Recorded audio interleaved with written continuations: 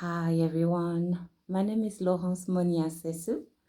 I have been practicing bodywork, neuromuscular therapy, and aromatherapy for over 15 years. And I've graduated back in 2007 at the University of Westminster with the BSc Natural Therapeutics. So why are we here today? Why have I decided to create Tickle Your Senses workshop and aromatherapy tips videos? Well, last year I had quite a few young women coming to my practice dealing with severe depression, and when they shared their triggers and why they were feeling the way they did, I could empathize with them because I was feeling the same way. And one question that was always coming back from them is that, well, how do you do it? How do you do it to thrive and to be the person that you are and to always be able to deliver in the practice the way you do? And I realized actually I've had a lot of tools in my box, and that's when I decided to create Tickle Your Senses to help people, young women, everybody, even men can, everybody can benefit from those tips. And so I decided to create this platform, hoping that it would inspire you to look after yourself in the best way you can possibly can. And I guess what I would like to touch on today is the subject of the heart. The heart, because for me, this is the place in my being that always needs attention. When I look at how I grew up and the experience that I've had in the first 7 years of my life, I realized that it's an area, a topic of my life that I need to look after forever until I die.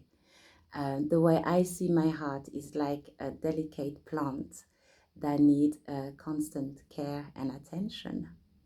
And as you can see, I'm surrounded by orchids in my home. I've got about 7 of them, and they're thriving. I think learning how to look after my heart, I've learned how to look after a delicate plant like orchids as well. So the oils I would like to talk about today is rose. And normally I always mix 3 or 4 different oils on topics, but today I just want to focus on rose, because rose is really the honey, the sweetness that you want into your hearts. It's really good to help you with grief, that feeling when you're like, oh, I'm done, I can't breathe anymore. It's really the one that um, can help you going through difficult grief, uh, either when you haven't had a good relationship that ended up in a way that you were not hoping for, or even the grief of friendship. You know, sometimes we lose friends, and it feels difficult because when you invest yourself so much, when you invest your heart so much into a person, it almost feels like a piece of yourself is going away with it. So rose is a very beautiful medicine of the heart.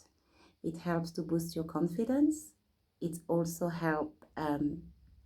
it helps you sleep if you're going through insomnia, when you're thinking of all your heart struggle and all of that. And with the rose, I tend to use it directly on my skin. So rose is quite a precious oil because you need a lot of petals to make a little bit of oil. So what I'd say, if you're using an oil from Neil's Yard like I've got, it will only be sold in 2.5 milliliters. So I'd say that either adding to the bottle some grapeseed oil or almond oil and then using it directly on your wrist and all your pulsing point, and you could simply massage it into your chest area around where your heart is.